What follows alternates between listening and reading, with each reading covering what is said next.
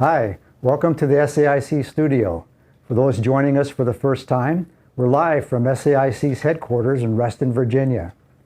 My name is Brad Curran. I'm an industry analyst with Frost & Sullivan.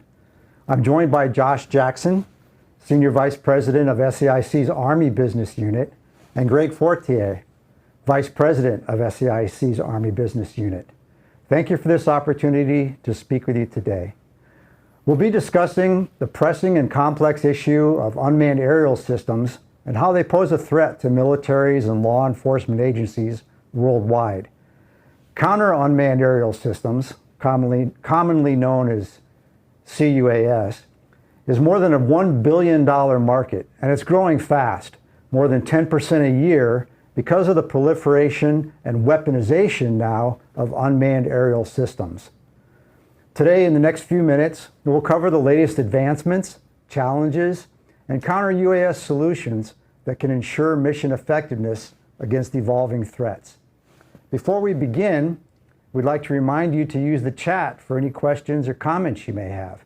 We'll have time for a question and answer session at the end. With that said, let's dive in. Gentlemen, what are some of the potential threats posed by unmanned aerial systems, and how can they be addressed? I'll give you a couple of thoughts, and then Greg can certainly weigh in. So I think you mentioned it kind of in your opening. It's the weaponization of unmanned aerial systems as well as the proliferation. One example is if you look at what's going on in the Russo-Ukrainian war right now. They're talking about tens of thousands of UASs, right, being deployed as well as mitigated, killed in a given month. So just the sheer volume. By both sides. Yeah. Just the sheer volume of that activity, I don't think we've ever seen before in a conflict. So that gives you a glimpse of what might happen in the future, and it's probably only going to accelerate exponentially after that. So it's, again, the two things that I really think about are the weaponization and the creativity around the weaponization as well as the proliferation, just the sheer volume and numbers. Yeah, those great comments. I would also add, whether it's stateside or whether it's internationally or geopolitically, certainly this idea of pervasive surveillance is a threat anywhere. So that could be on a national border, it could be at an airport, it could be at a sporting event, it could certainly be in the Russo-Ukrainian war. The ability to have that pervasive surveillance is really the biggest threat for any ground force in a combat situation or any domestic situation as well. The other piece of it is, and Josh hit on it a little bit, is the ability to mass fires rapidly in a swarming type of scenario. So certainly a threat there. And then as you piece all that together and you piece together the ability to swarm and then the ability to be pervasively visual, you then have an advanced command and control node and system for any foe. And that could be a domestic challenge on a border. It could be somebody wreaking havoc at an airport, a Department of Energy solution as well. So that's something we're looking at very, very closely. So there's lots of different aspects to it. Where do you see the need for counter-UAS systems, and how have agencies and customers been expressing, what requirements they have? You mentioned swarming technology. Yeah, so I guess I'll start there.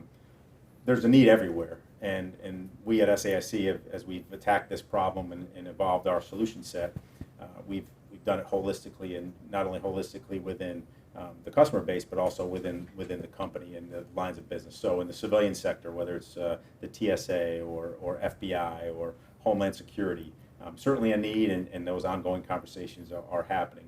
In the Department of Defense, on the Navy side, whether it's counter-UAS as a service within their protecting stateside bases or international bases.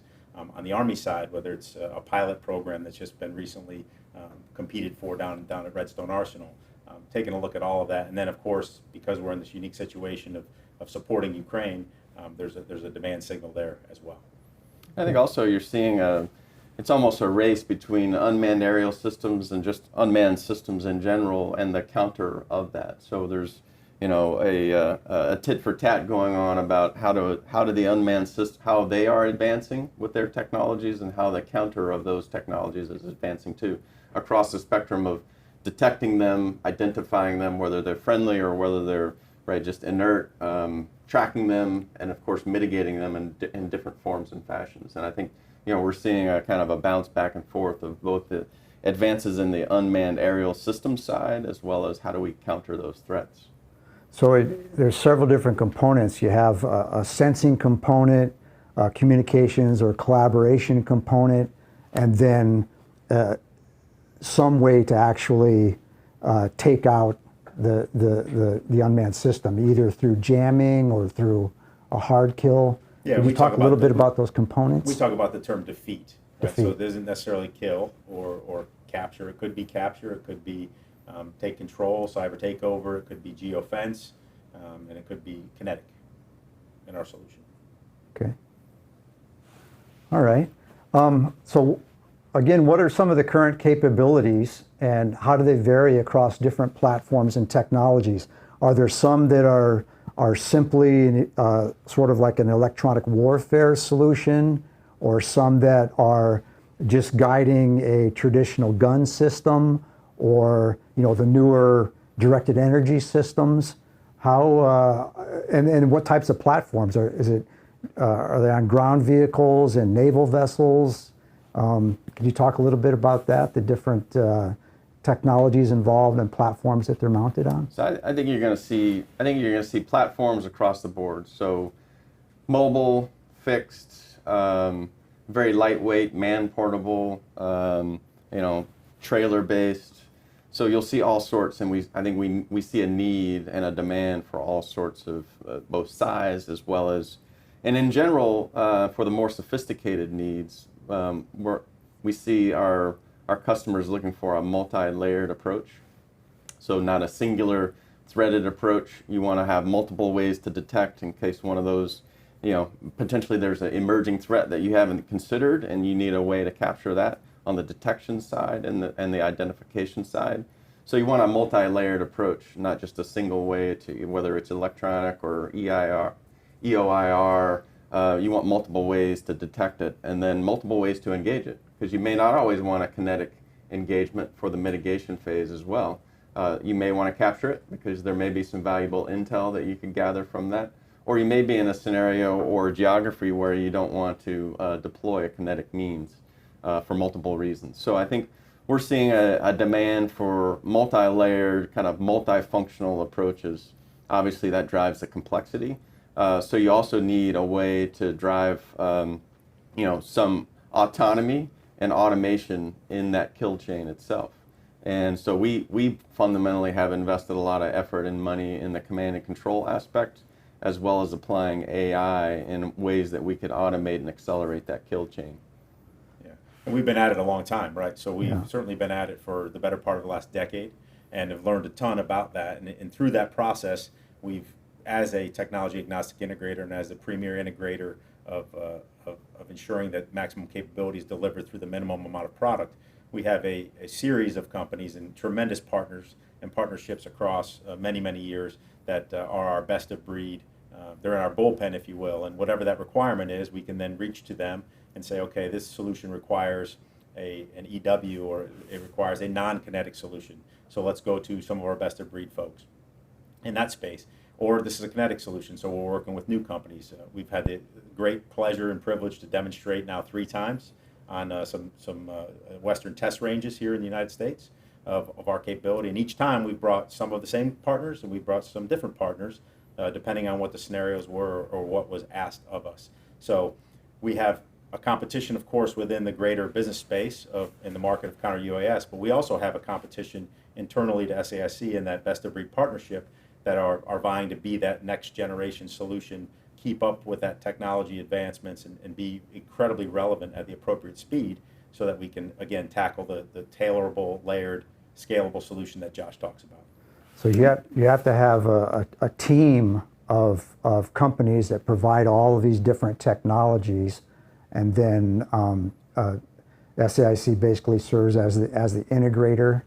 And that's where we think one of our primary advantages is. The other thing that we bring to the fight is that we are largely, at least in my business down in Huntsville, comprised of a lot of veterans and presence. So they think in a manner that is, in the Department of Defense type space, but also folks in the civilian BU, business unit, or other places where you take that premier engineering and that premier innovative space and innovative capability, you marry it up with an operational or a tactical type of thought process with our customers and understand the requirements, and then provide that menu. And that menu becomes very, very powerful because now there's an affordability component with it. There's a supply chain component with it that we can be very, very responsive along the way.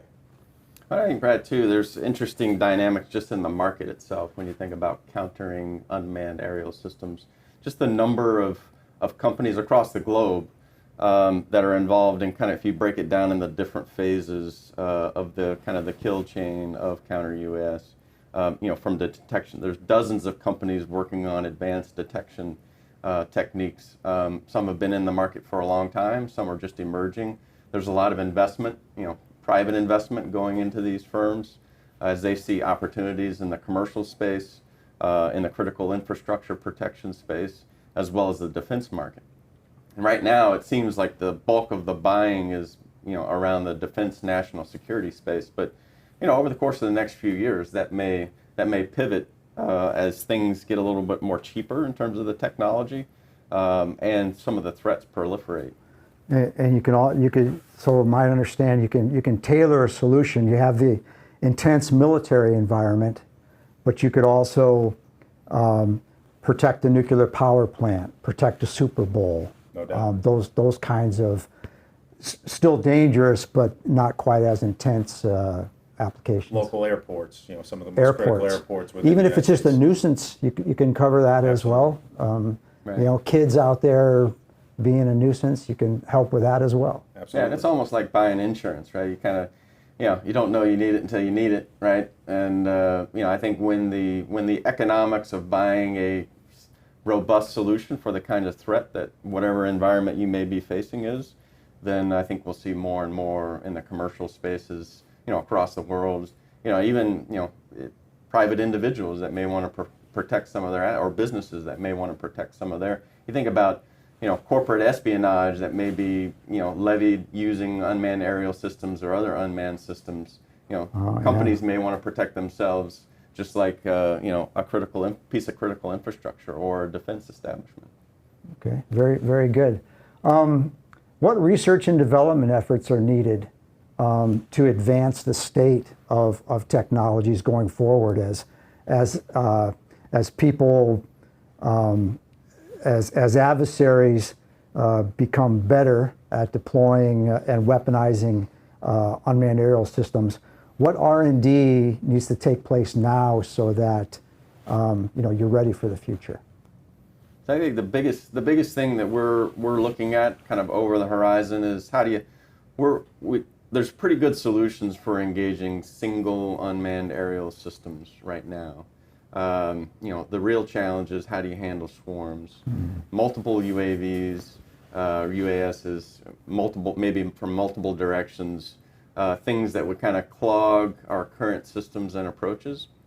So that's certainly the next wave of R&D. It's already ongoing, but that's really the next necessary advance, because we can imagine any unmanned systems, both in the air, in the ground, on the sea, under the sea, swarms of uncrewed systems being deployed. So that's kind of the next phase that I'm seeing.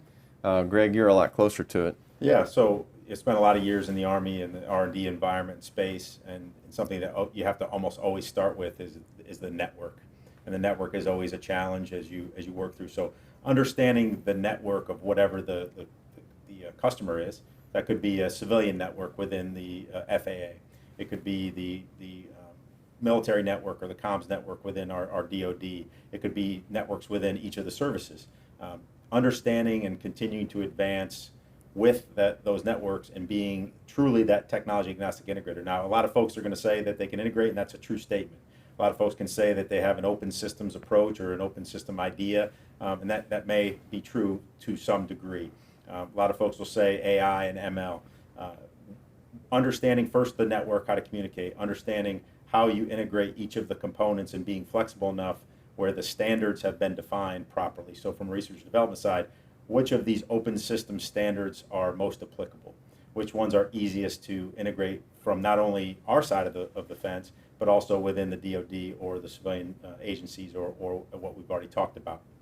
So you understand the codes, the building codes, and the interoperability pieces of it, understand how the network operates, and then understand how to control it. So one common misnomer we get sometimes is that our command and control is trying to supplant existing command and control systems that already exist within different frameworks. Again, civilian FAA, DoD, et cetera. Nothing could be further from the truth in the sense that we can interface with those, we can understand the codes, and we can understand how to talk appropriately so that the network is incredibly reliable, it is redundant, and it is effective in whatever mission we're asked to perform. So software is really, really key here. No doubt. And we bring that, down in Huntsville, we bring that 5-decade pedigree of software development that has been a staple for the U.S. Army, but frankly also through many different pieces of the DoD and other markets based right out of there at Redstone Arsenal, Alabama.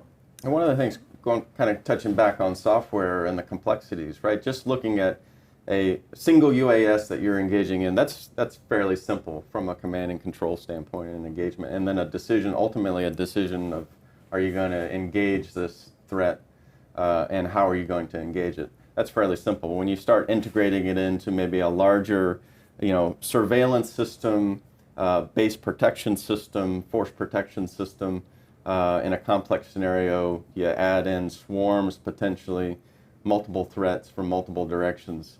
So what we're trying to do is to reduce the complexity and the cognitive load for those decision makers about A, is it a threat, and B, when and how can you engage it, and what's the best course of action. So trying to simplify that, and we're using AI to bring that course of action more quickly as well as more clearly. So it's not supplanting, as Greg said, right, a human in the loop. We're kind of a human on the loop eventually. And then, from a policy standpoint, right, there's ultimate questions longer term about, right, how much automation do we want to put in any of these kind of systems, right? Whether it's on the UAS offensive side regarding swarms or whether it's on the countering UAS side. And that's something I've noticed over the years too as a defense analyst is SAIC's always been very good about being able to be the honest broker in the middle between especially government customers and commercial software providers, commercial technology providers, because the operations and what the requirements are, but your customers may not know what's available out there in the civilian world that could be applied. And a lot of civilian companies are hesitant or tentative to deal with the government because it's bureaucratic and difficult to deal with. So you're sort of in an ideal position there to broker good solutions. Yeah, and there's, the company's got many examples. One of the most recent examples of being that third-party verification arm for the government is within the Program Executive Office for Aviation and the Future Attack Reconnaissance Aircraft and Future Long-Range Assault Aircraft, where we're validating the digital backbones of those systems, no different than a counter UAS system would be, or a force protection system would be, or anything else of the like. Is it truly open? Are the building standards and the codes proper and acknowledged? And then how much time does it take? Nothing more frustrating than operating a system that is software cumbersome and very, very difficult for maybe even one person or more people to navigate through and to work through. And there's a lot of excitement. You talked about kind of the pedigree of SAIC. I would say there's a tremendous amount of excitement from Nazik, our CEO, all the way down to the counter UAS team that's working this across multiple business units, because this mission set and our solution, it fits right in our company's purpose, which is advancing the power of technology to serve and protect our world. So it's really part of our DNA. It's a nice example of a challenging problem that many organizations are facing. Many of our customers across the federal government either are facing directly today or will face in the future. So we're really excited just to kind of dig in and sit side by side with our customers to solve this problem, because there's lots of technology that's emerging, and again, we think the right play is not necessarily focusing on a hardware solution, but how can we rapidly integrate. And Greg's team, I think, was able to integrate a brand new technology in a matter of a couple of days. So I think it's that speed, because the threat, as you know, the threats are changing almost on a daily basis. So you need that flexibility and agility to really change your solution to countering those threats. Yeah, we talk about looking with pride in both directions. So it's not only the future, but it's also the legacy systems that we have a footprint on, that we can then have that impact and also tie them all together appropriately to get exactly what Josh is saying and integrate appropriately to solve those problems. Yeah, and it ties into so many different areas as well. The joint all-domain command and control, the larger missile defense environment, just being more efficient, with information collaboration in general. It's a lot of good we've times seen, there. right, we've seen Ukraine, and we'll see it, till the end of time, the importance of the fires community. And as the fires community evolves, we will evolve with it and continue to stay pace and side by side with whatever evolution is required. Yeah, very good. So the last question I have for you is, so we talked about SAIC in general, but what really makes the SAIC counter UAS solution unique in a nutshell compared to some of the other companies that have a product?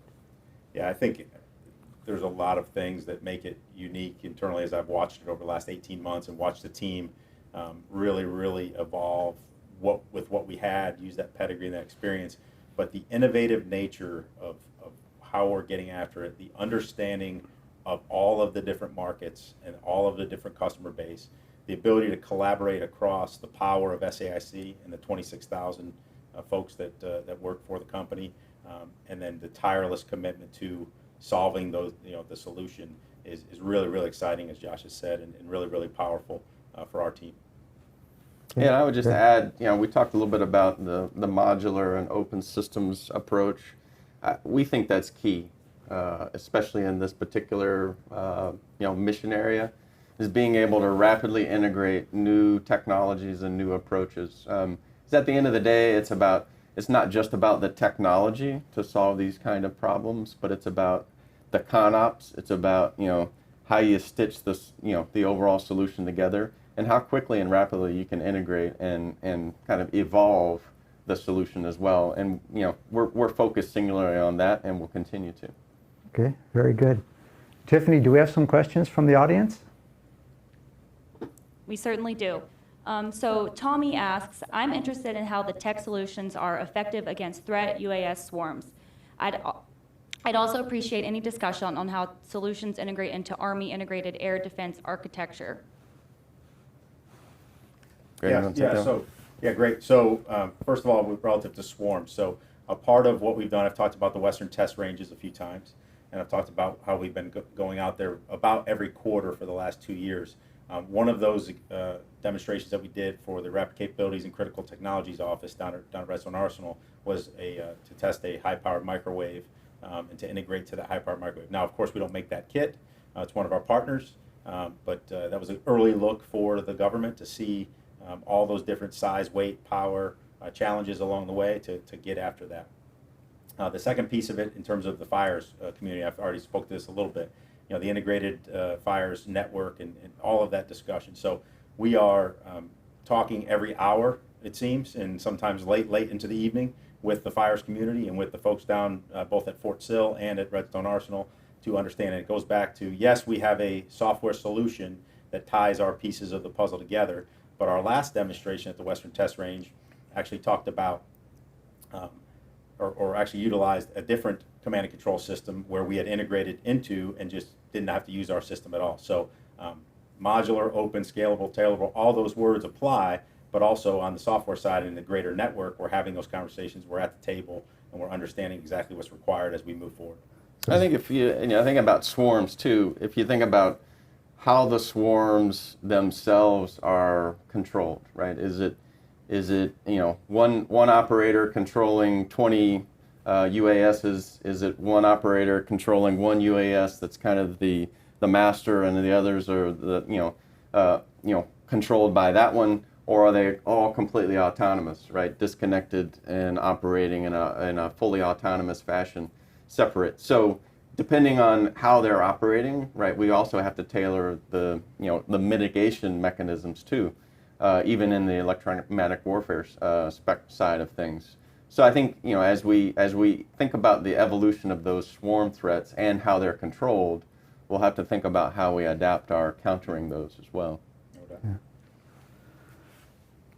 We have another question, Tiffany? Yes, so Evan asks, how do you see industry helping to bring about integration between the different services approaching joint counter-UAS efforts together, either outside or within the Joint Counter-UAS Aircraft Systems Office, or independently? You mentioned you've done quite a bit of work with the Army, the other services as well? Yeah, our last demonstration in May, and Josh and I were both present for that out in the Western Test Ranges there. Army was present, the Navy was present, the Marine Corps was present. I was in the Pentagon yesterday speaking to the Joint Capabilities Office and the JRAC office within the Office of Secretary of Defense. So the conversation's ongoing.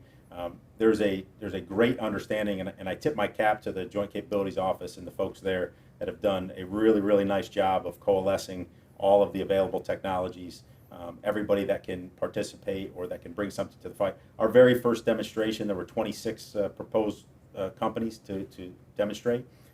From that 26, they whittled it down to 10 oral examinations, and then from there, 5 of us were fortunate enough to go out and to test our kit. Now that was back in April of 22.